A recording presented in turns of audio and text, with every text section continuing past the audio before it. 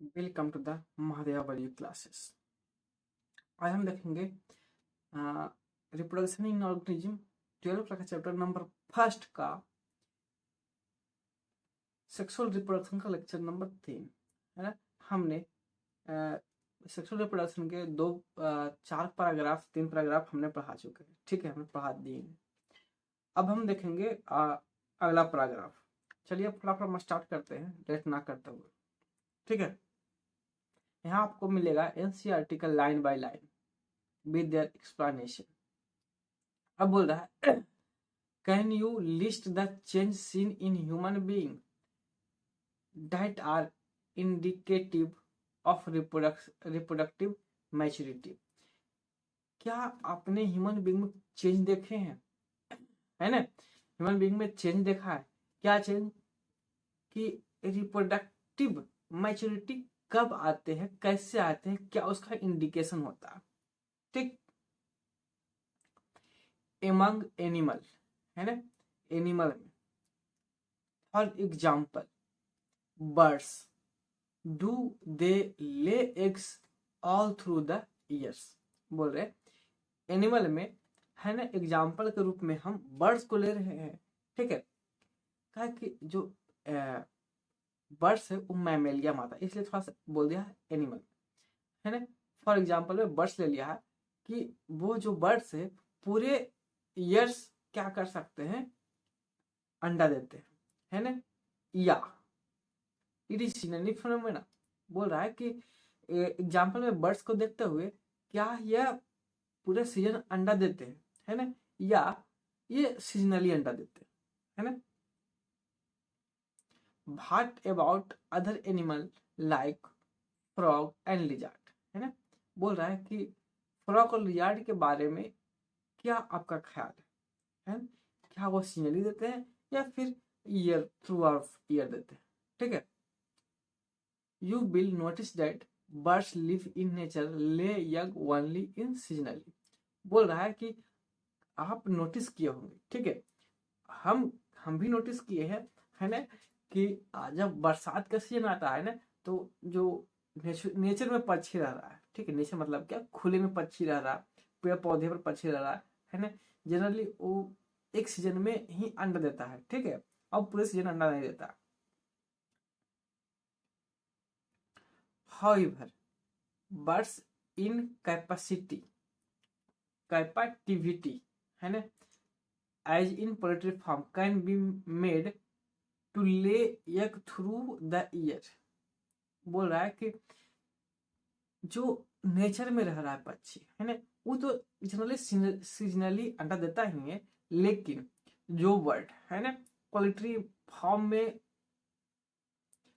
रख रहे हैं बर्ड को, है ना, उसको क्या कहते हैं, पूरे सीजन उससे अंडा दिलवाते हैं। जैसे कि बोल रहा है मुर्गी फॉर्म, है ना, अंडा कहाँ सारा बत्तख वाला फॉर्म है, सबको क्या कहता है, पूरे सीजन अंडा दबाता है, ठीक है।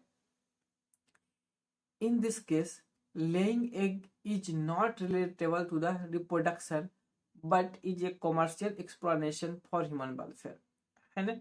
बोल रहा है कि इस केस में, मतलब कौन सा केस में, जो पोल्ट्री फार्म है उसी केस में बोल रहा है कि जो अंडा दे रहा है वो रिप्रोडक्शन से कोई रिलेशन नहीं रखता। वो क्या है, जो ह्यूमन वेलफेयर है ना, जो ह्यूमंस है वो अपने फायदे के लिए उसको उपयोग करते हैं, है ना, बेचने वगैरह के लिए। The female of placental members exhibit cycle changes in the activities of ovaries and accessory duct as well as hormone during the reproductive phase। बोल रहा है जो स्तनधारी जीव है, प्लेसेंटल मेंबर्स का मतलब क्या है, जो फीमेल स्तनधारी मतलब कि मादा स्तनधारी जीव है ना, वो क्या है, उसमें उसके जो इंटरनल भाग है उसमें क्या होता है, साइक्लिकल चेंज होता है ना। जैसे हम क्या कह रहे हैं, मेंस्ट्रुएशन साइकिल, है ना, वो भी जो फीमेल्स है ना, उसमें ह्यूमंस में ले ले तो क्या होता है, मंथली आता है हमेशा, है ना। वैसे ही क्या होता है कि बहुत सारे जो फीमेल्स स्तनधारी जीव हैं उसमें साइक्लिकल चेंज होते हैं, है ना।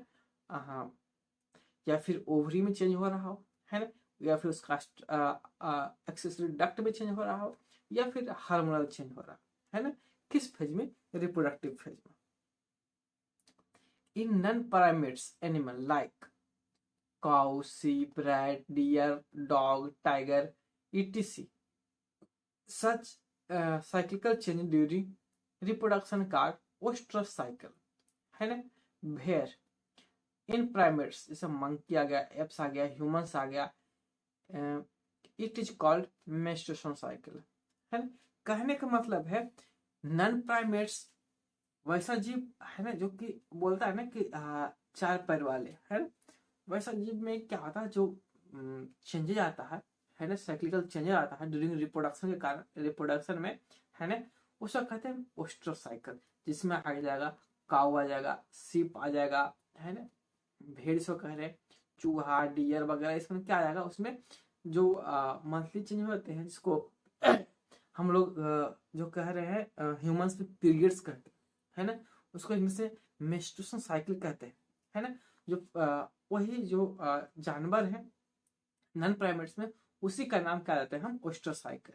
भेड़ एज इन प्राइमेट्स, है ना, जैसे मंकी हो गया, बंदर, लंगूर, और ह्यूमंस में जो कि मंथली चेंजेज आते हैं, है ना, उसे क्या कहते हैं, मेंस्ट्रुएशन साइकिल कहते हैं, जिसको पीरियड्स के नाम से भी जानते हैं, या फिर मानसिक के नाम से भी जानते हैं, ठीक है। many animals many mammals, especially those who live in nature wild condition, exhibit such cycle only during the favorable season in their reproductive phase and are therefore called seasonal breeder, है ना। अब जो घर में रह रहे हैं, जिसको अच्छा से इन्वायरमेंट मिल रहा है, वो तो मंथली चेंज होता है, उसको मेंस्ट्रुएशन साइकिल, ओस्ट्रस साइकिल हम कह रहे हैं, ठीक है। बट वैसा मैमल्स, वैसा जीव जो कि नेचुरल कंडीशन में रह रहा है ना, वाइल्ड कंडीशन, जंगलों वगैरह में, ठीक है, वो जनरली फेवरेबल कंडीशन में ही वैसा जो साइकिल आता है ना, वो फेवरेबल कंडीशन में ही लाता है, ठीक है, रिप्रोडक्टिव फेज की, जिसको हम कह रहे हैं सीजनल ब्रीडर, है ना।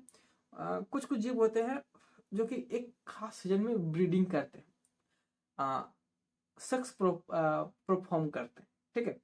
तो उसको जो सीजनल ब्रीडर है, उसको खास एक समय में, उसका फेवरेट सीजन में वो जो साइकिल चेंज होता है वो आता है, ठीक है।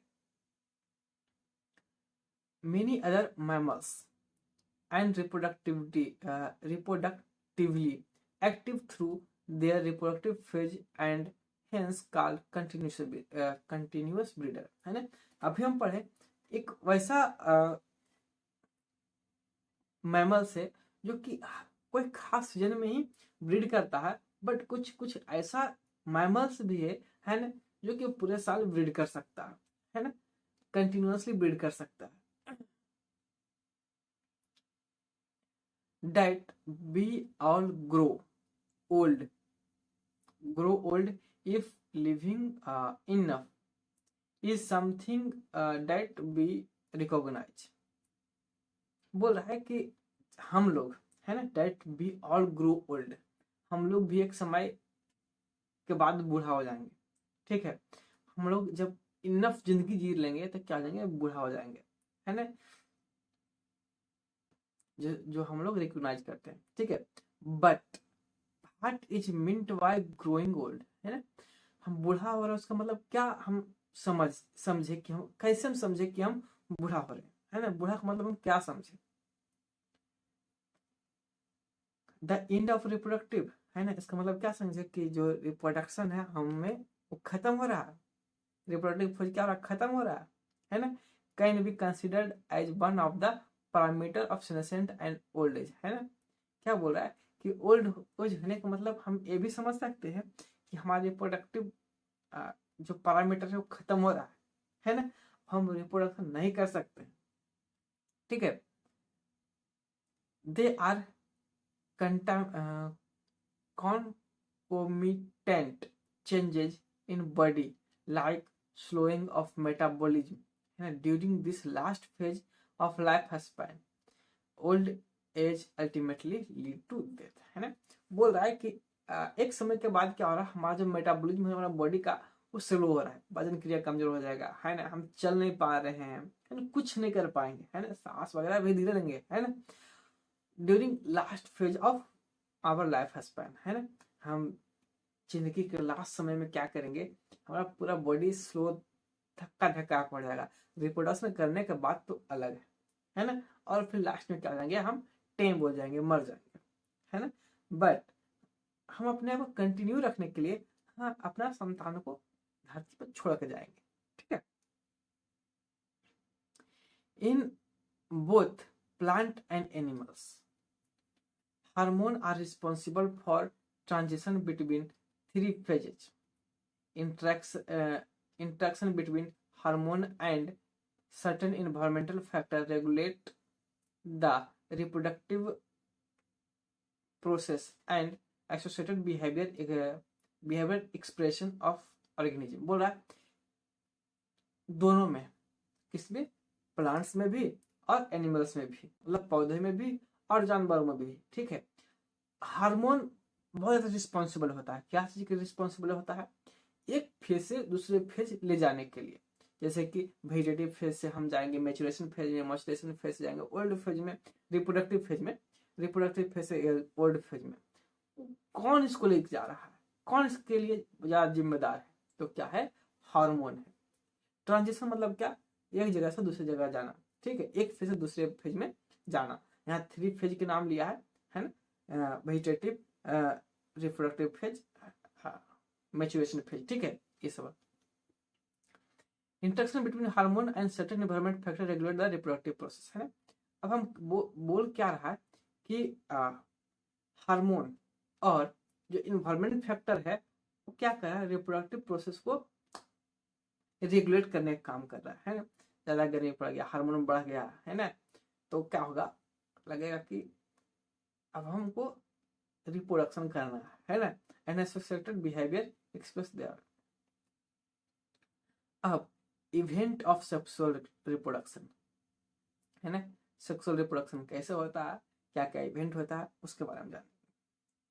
आफ्टर अटेनमेंट ऑफ मैच्योरिटी, जब हम हमें जवान होने के बाद, ठीक है, ऑल सेक्सुअली reproducing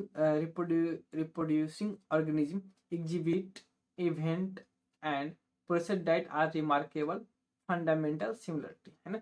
जवान होने के बाद एक ऐसा समय आएगा, है ना, जो कि सब में सेम होगा, किसके लिए, रिप्रोडक्शन करने के लिए। even through the structure associated with sexual reproduction are in needed very different। चाहे कोई भी जीव है ना, उसका स्ट्रक्चर वगैरह कुछ भी हो, डिफरेंट हो, बट मैच्योरेशन के बाद एक ऐसा फेज आएगा जिसमें कि सारा चीज सेम होगा। The event of sexual reproduction through elaborate and complex, है ना, क्या बोल रहा है कि जो सेक्सुअल रिप्रोडक्शन का जो इवेंट होगा, है ना, उस दौरान, सेक्सुअल रिप्रोडक्शन के दौरान, है ना, जो सेक्सुअल रिप्रोडक्शन है वो एक ऐसा ही क्या है, बहुत ज्यादा इलेबोरेट है और कॉम्प्लेक्स है, बहुत ज्यादा जटिल है और विस्तार है, ठीक है। फॉलो रेगुलर सीक्वेंस, है ना, एक सीक्वेंस में रिप्रोडक्शन होता है, ठीक है। Sexual reproduction is characterised by fusion और fertilisation of male and female gamete, है ना।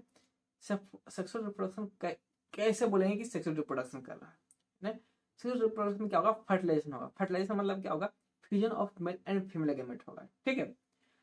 द फॉर्मेशन ऑफ जाइगोट, जब मेल और फीमेल गैमेट का क्या होगा, फर्टिलाइजेशन होगा, तो क्या फॉर्मेशन होगा, जाइगोट होगा। उसके बाद एम्ब्रियोजेनेसिस होगा। एम्ब्रियोजेनेसिस मतलब क्या, फॉर्मेशन ऑफ एम्ब्रियो।